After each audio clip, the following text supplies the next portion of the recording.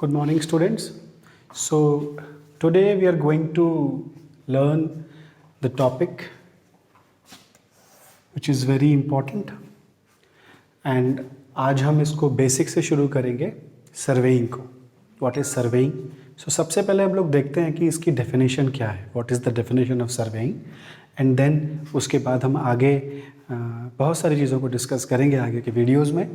आज मैं आपको बता रहा हूँ कि सर्वे क्या होता है और इसकी डेफिनेशन क्या है, डेफिनेशन के मतलब क्या है, in a very conceptual manner. Okay, जिससे कि आपको आगे जब आप सर्वे पढ़ेंगे तो आपको वहाँ पे बहुत सारी चीज़ें क्लियर हो जाती हैं जब आप पहले बेसिक चीज़ अगर आप पढ़ते हो तो. So definition is the surveying is an art to determine the relative position on above और beneath the surface of the earth. मतलब कि सर्वे जो है वो एक आर्ट है. कुछ लोग आर्ट की जगह पे यहाँ पे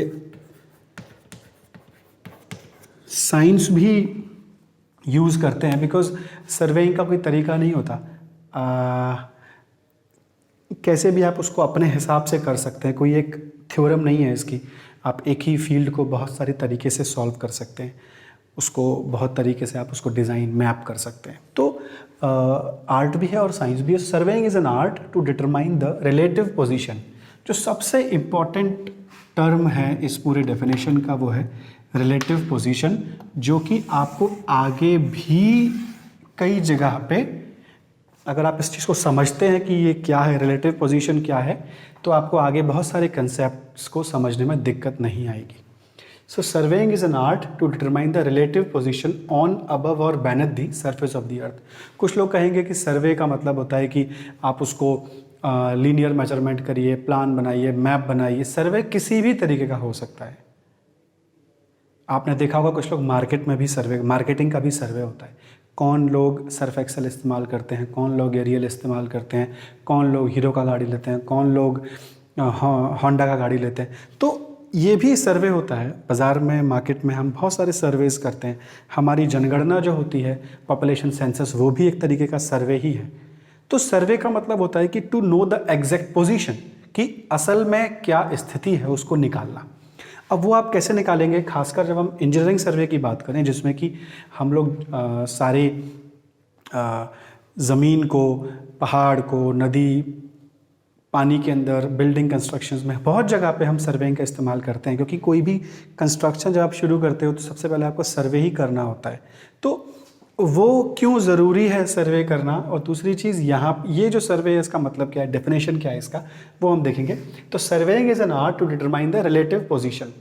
मतलब क्या होता है रिलेटिव पोजीशन का, कि आपके पास एक पोजीशन पहले से आप मान के चलते हो. मैंने कहा कि पंखा मेरे ऊपर है, तो ये जब मैं कहता हूँ कि पंखा, फ़ैन मेरे ऊपर है, इसका मतलब क्या है?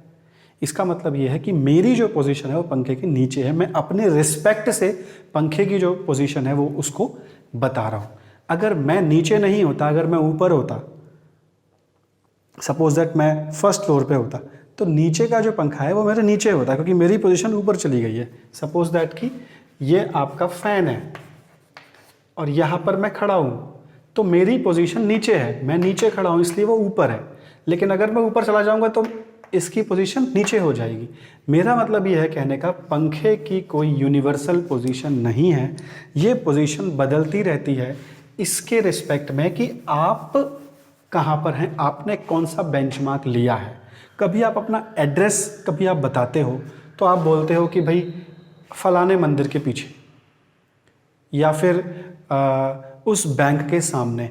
तो वो जो बैंक का आप जो बता रहे हो वो क्या है, वो एक पोजीशन है और उसके रिलेशन में आप अपनी एक पोजीशन बताते हो. So this is known as the relative position. तो कभी भी हम सर्वे में बात करते हैं किसी भी पोजीशन की, तो वो क्या होती है, एक रिलेटिव पोजीशन होती है. सर्वे में बेसिकली हम लोग, अभी मैं शुरुआत की डेफिनेशन बता रहा हूँ, लेकिन जो मेन कंसेप्ट है इससे आपको आगे दिक्कत नहीं आएगी. सर्वे में जो आप किसी भी तरीके का सर्वे करते हो तो उसमें या तो आप लीनियर मेजरमेंट करते हो या आप एंगुलर मेजरमेंट करते हो. या तो आप ज़मीन से नापोगे चेन से, या फिर आप ईडीएम से, आप किसी भी इंस्ट्रूमेंट को नापोगे. तो ये तो मेन चीज़ है कि आपने लीनियर मेजरमेंट किया है. जब आप लीनियर मेजरमेंट करते हो इसका मतलब क्या है लीनियर मेजरमेंट आप कर रहे हो, इसका मतलब ये है कि आपने कोई एक बेंचमार्क लेना है, आपको एक बेंचमार्क लेना है, उसके रिस्पेक्ट में आप लीनियर मेजरमेंट करोगे, या फिर आप एंगुलर मेजरमेंट करोगे। एंगुलर मेजरमेंट के लिए भी आपको एक बेंचमार्क लेना है। तो आप कोई भी मेजरमेंट लें, आपको एक बेंचमार्क लेना बहुत ज़रूरी है। अगर आप बेंचमार्क नहीं लेंगे तो किसी भी मेजरमेंट का करने का कोई मतलब नहीं। जैसे कि मैं आपको एग्जांपल देता हूँ कि आपने कहा कि माउंट एवरेस्ट है, तो माउंट एवरेस्ट की जो हाइट है वो है 8,848 मीटर, 8,848 मीटर। इसका मतलब क्या हुआ? इसका मतलब ये है कि 8,848 मीटर कहाँ से? काठमांडू से, पोखरा से, न्यू दिल्ली से, मुंबई से, जयपुर से, कहाँ से? तो हमको एक बेंचमार्क लेना होगा, और वो बेंचमार्क क्या है हमारा? मीन सी लेवल, समुद्र तल से ऊंचाई, जो कि कांस्टेंट है, उसके रिलेशन में हम हाइट ले रहे हैं। तो मतलब क्या है सर्वे का? Surveying is an art to determine the relative position. हम जब भी कोई सर्वे करते हैं तो ऐसा नहीं है कि हमने माउंट एवरेस्ट की हाइट निकाल दी। No, that is not the only task. We have to calculate the relative, we have to calculate the mean sea level, and then we have to calculate the height of all the mountains और all the places.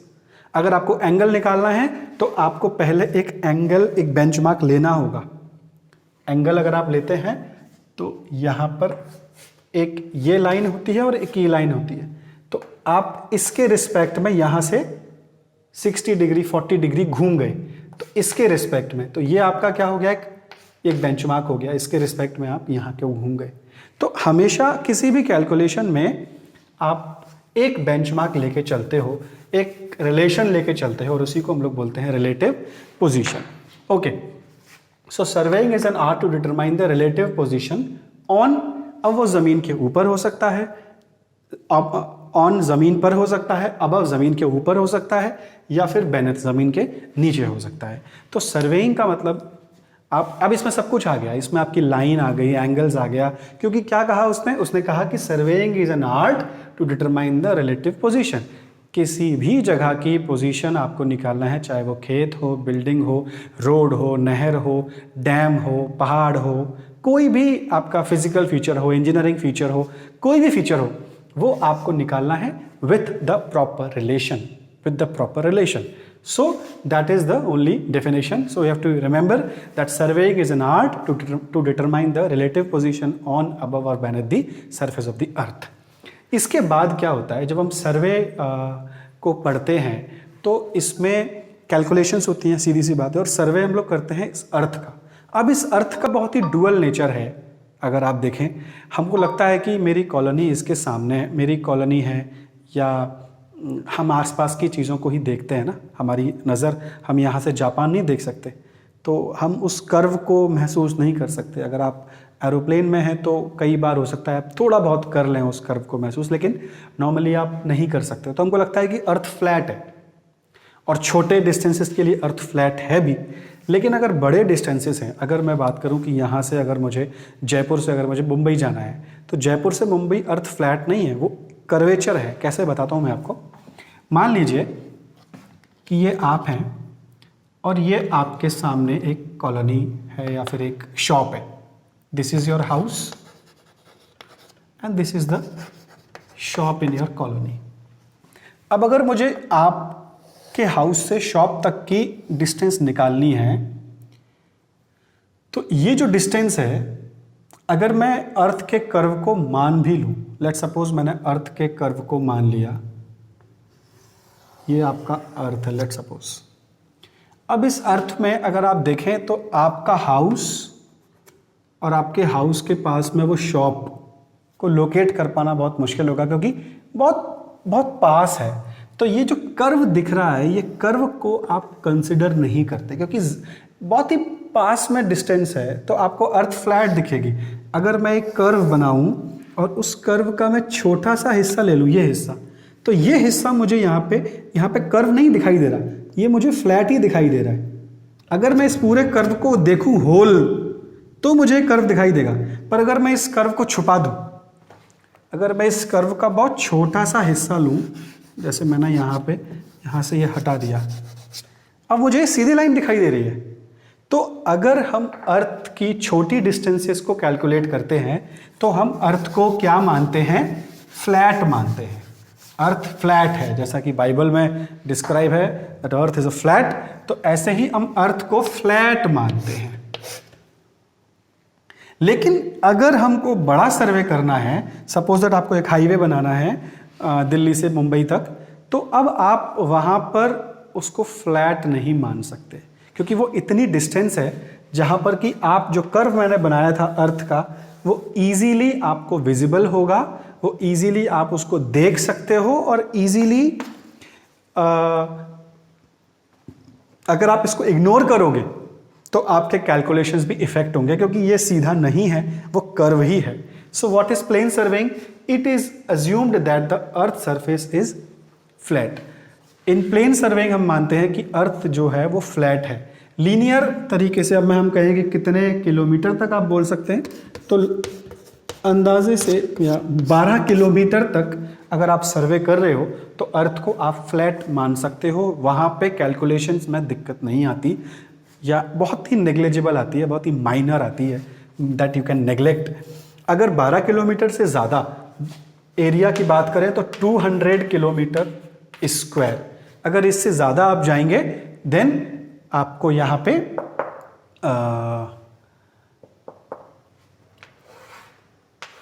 Neglect कर सकते हैं आप। अगर इससे ज़्यादा जाएंगे तो आपको अर्थ का कर्वेचर आपको मानना पड़ेगा, अर्थ का कर्वेचर आपको कंसिडर करना पड़ेगा। सो व्हाट इज जियोडेटिक सर्वेइंग?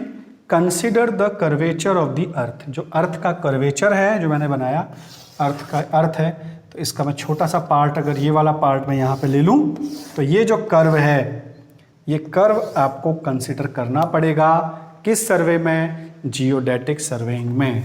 आपको बात समझ में आ गई? बहुत छोटी सी चीज़ है, कई लोग इसको इग्नोर कर देते हैं या फिर इसको नहीं समझते उतना, लेकिन ये बहुत इंपॉर्टेंट जानना है कि प्लेन सर्वे और जियोडेटिक सर्वे अब किस तरीके से ये इंपॉर्टेंट है। आगे आप लोग जब रिमोट सेंसिंग हम लोग हायर सर्वेइंग पढ़ते हैं तो एक टर्म आता है जॉइड। एक इक्विपोटेंशियल एक सरफेस होता है जिसको जॉइड बोलते हैं, वहीं से एक टर्म निकला है geodetic surveying.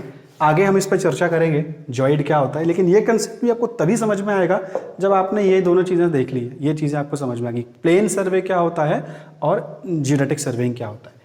So I am revising now.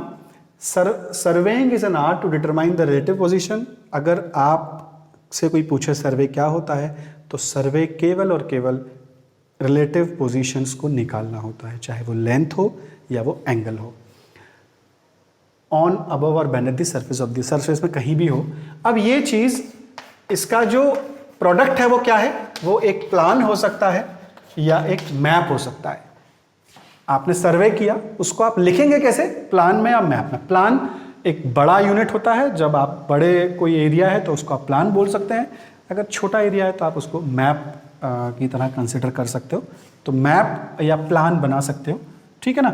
फिर उसके बाद अगर हम बोलें तो दो तरीके से सर्वेइंग होता है, प्लेन सर्वेइंग और जियोडेटिक सर्वेइंग।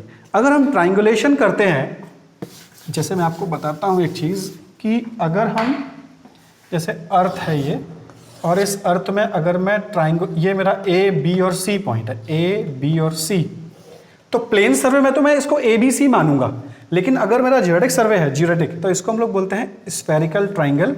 तो मेरा ट्राइंगल इस तरीके से होगा, क्योंकि now I am considering the curvature. So this is A, B, C for plane, this is the plane triangle, and for geodetic we have to consider the spherical triangles. तो I hope it is clear now, and in the next videos हम लोग इसके आगे की बात करेंगे, जिसमें कि क्लासिफिकेशंस होंगे, क्लासिफिकेशंस, उसके बाद हम लोग चेन सर्वे, कंपास सर्वे, थियोडोलाइट, उन सभी टॉपिक्स पे वीडियोस बनाएंगे। ओके, तो आप बताइएगा कितना समझ में आया आपको। कोई और आपके डाउट हो, कुछ डाउट हो तो आप कमेंट करके मुझे बता सकते हैं। Thank you.